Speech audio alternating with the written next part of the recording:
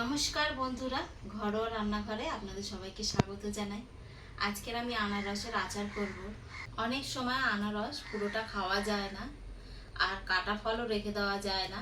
তো তার জন্যে আমরা কি করি, আচার করে নিই। সেই আনারসের আচার করে অনেক দিন রেখে খাওয়া যায়।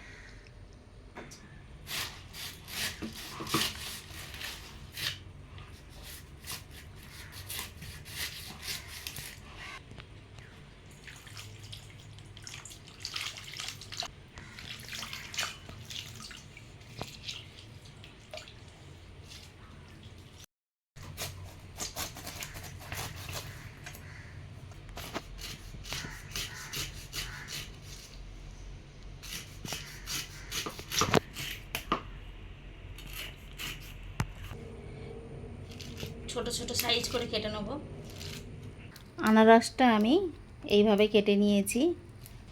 কড়া গরম হয়ে গেছে, কড়াতে একটু সাদা তেল দেবো অল্প করে।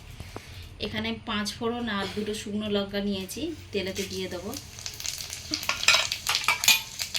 দিয়ে একটু নেড়ে চেড়ে নেবো, একদম লাল লাল করবো না।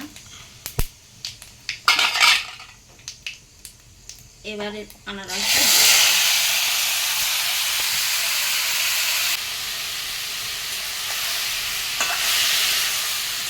এই একটা বাটিতে আমার 250 করে চিনি ধরে, 2 বাটি দিয়ে দেবো চিনি।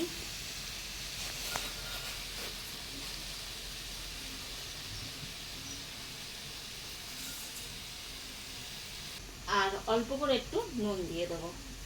চিনিটাও গলবে আর আনারস থেকেও জল বেরোবে। জলটা শুকনো হওয়া পর্যন্ত নেড়ে যাব। বেরিয়েছে দেখুন, এই সব জলটা আমি শুকনো করে নেব। ঝোল অনেকটা ঘন হয়ে গেছে। এই পর্যায়ে দিয়ে দেবো ভিনিগার।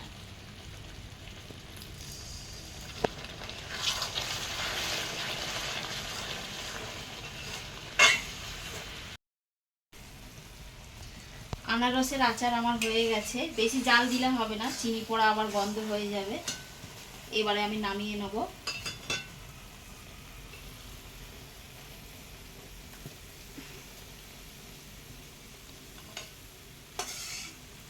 তাহলে বন্ধুরা, আমার আনারসের আচার তৈরি হয়ে গেছে। এই আনারসের আচারটি আপনি 5 থেকে 6 মাস পর্যন্ত রেখে খেতে পারবেন। আর আমার ভিডিও আপনাদের যদি ভালো লেগে থাকে তাহলে সাবস্ক্রাইব করে দেবেন এবং পাশে থাকবেন। আজ এই পর্যন্তই, ধন্যবাদ।